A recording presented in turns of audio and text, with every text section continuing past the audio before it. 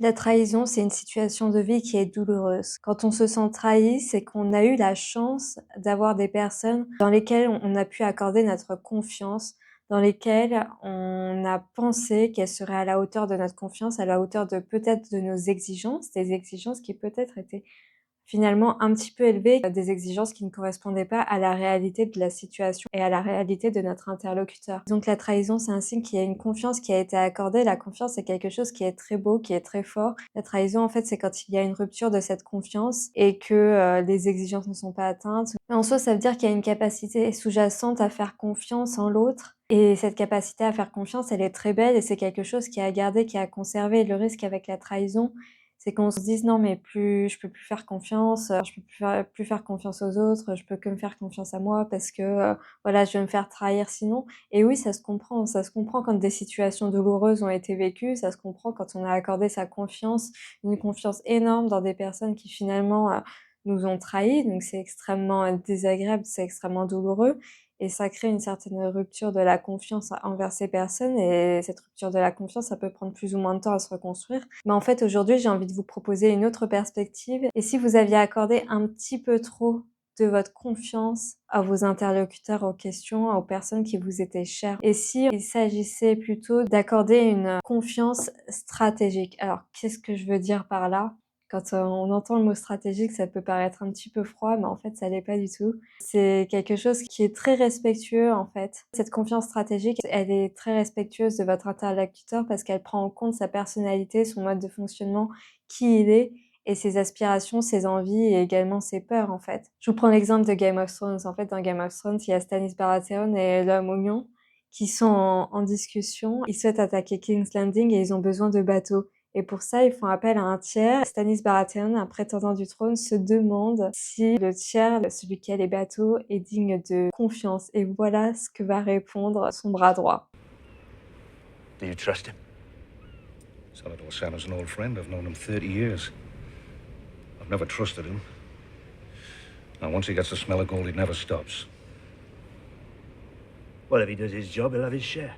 Il fait confiance en un de ses moteurs qui est très fort et qui est sa volonté de gagner de l'argent. Donc chacun, on a tous des moteurs qui sont forts et plutôt que de faire confiance dans l'absolu à une personne, il s'agit de faire confiance en ses moteurs. Parce que ces moteurs ne la trahiront jamais, ces moteurs, elle ira toujours vers ses moteurs. Elle fera toujours en sorte d'aller dans leur direction. Si par exemple, il y a des moteurs qu'on a vu, le moteur de gagner de l'argent, il peut y avoir le moteur relatif à l'écologie, la beauté, la politique et la religion. Enfin, il y a plein de moteurs différents. Le fait d'être un bon père, d'être une bonne mère, le fait d'être bon dans son travail, le fait de et cetera et cetera. Donc il y a plein de moteurs différents et dans ces moteurs-là, si tu arrives à les identifier chez ton interlocuteur, si tu arrives à les identifier chez tes proches et chez toi surtout, tu peux savoir sur quel axe tu peux te faire confiance et sur quel axe tu peux faire confiance aux autres, en fait, et comment est-ce que vous pouvez faire en sorte de créer des relations et toi, où est-ce que tu peux faire en sorte d'accorder ta confiance, de savoir: «OK, dans tel domaine, dans telle situation, je sais que je vais pouvoir lui accorder ma confiance» et dans d'autres situations, ça va être un petit peu compliqué. Je te prends un exemple. Dans la série Gossip Girl, par exemple, on sait qu'on peut faire confiance à Blair, Blair qui va comploter, Blair qui va, mettre en place ses petites tactiques pour essayer d'obtenir ce qu'elle veut.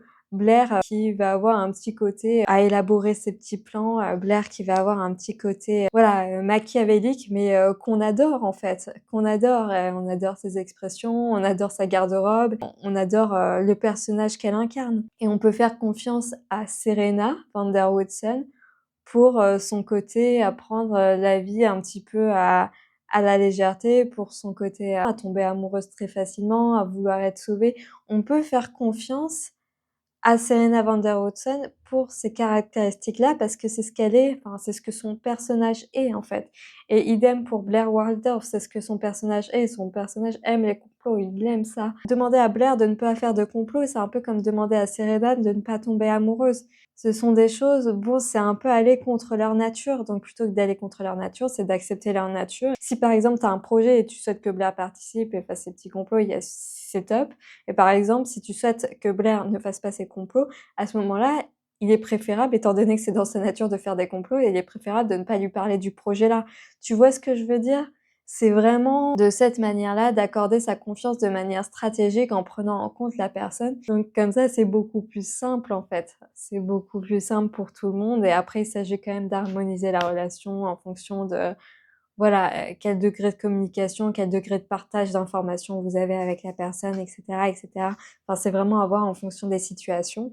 Donc tu vois, finalement, cette situation qui a pu t'arriver avec, la trahison, peut-être que finalement, c'est la vie qui te dit: Ah là, maintenant tu vas passer de la confiance absolue à une confiance beaucoup plus stratégique. Elle te le dit peut-être pas comme ça, mais elle te montre ce petit chemin-là. On garde cette notion de confiance et on garde l'espoir en l'humanité que l'être humain a quand même un minimum de fond qui est bon et qui est sain et qu'il y a des belles choses qui sont faites, qui sont accomplies aujourd'hui. Mais on prend en compte un petit peu cette vision business en fait où, bah, on a tous des limites, personne n'est parfait et il s'agit de les prendre en compte en fait. Et en alliant les 2, ça donne cette fameuse, confiance stratégique qui va te permettre d'être beaucoup plus épanoui, de conduire tes projets, mais en même temps de profiter de tes relations, en fait, sans être déçu, sans se sentir trahi. À chaque fois qu'il y a un moment où tu as accordé ta confiance, mais en fait, ça ne le profil de personnalité de la personne ne permettait pas de répondre en accord avec cette confiance. La confiance qui s'accorde de manière stratégique, c'est vraiment quelque chose qui s'affine au fur et à mesure du temps et au fur et à mesure de tes rencontres. Plus on apprend à connaître quelqu'un et plus cette confiance, elle va être fine et surtout, elle va être renforcée avec le temps. Parce que la confiance, c'est vraiment, ce qui se, construit avec le temps et ce qui se renforce. Plus une personne est là, elle est présente, plus on sait qu'on pourra compter sur elle dans les moments qui sont difficiles et plus on lui accorde notre confiance, plus on sait qu'elle sera là et que ce sera un soutien et qu'elle sera importante dans notre vie. Si tu t'es senti trahi, c'est comme une blessure dont il va falloir prendre soin. Il y a 2 chemins qui s'offrent à toi si tu t'es senti trahi, c'est la rancœur ou alors le pardon. On peut pas forcer le processus de pardon à avoir lieu, c'est une conséquence en fait. Mais la rancœur, c'est quand on n'arrive pas à dépasser cette blessure-là et ça peut conduire sur des axes comme la vengeance et cetera. Donc c'est quelque chose qu'on préfère, voilà, on préfère quand même apaiser son petit cœur et puis, faire en sorte de passer à la suite et de pouvoir réaccorder sa confiance à des personnes qui seront plus à même d'y répondre, en fait. Et on se sentira plus aussi trahi parce qu'on aura compris qu'il y en a d'autres qui n'ont pas le profil pour y répondre, en fait. Donc c'est tout simplement ça. Voilà, j'espère que cette vidéo, elle t'aura plu. Si c'est le cas, n'hésite pas à mettre un petit like, à mettre un commentaire en commentaire. Et puis moi, je te dis à très vite dans une prochaine vidéo. Bye!